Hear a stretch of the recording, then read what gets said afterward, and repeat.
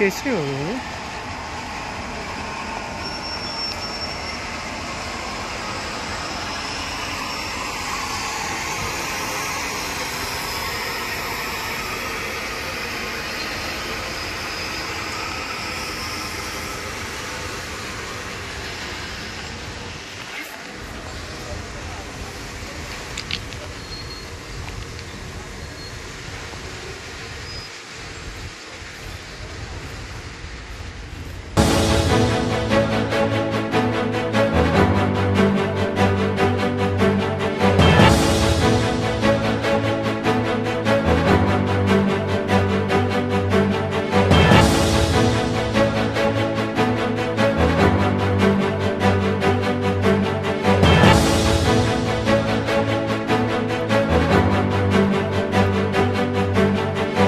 मालबाही train लाइनच्युत Angul जिला बुढ़ाफंग निकट में एक मालबाही ट्रेन लाइनच्युत होती।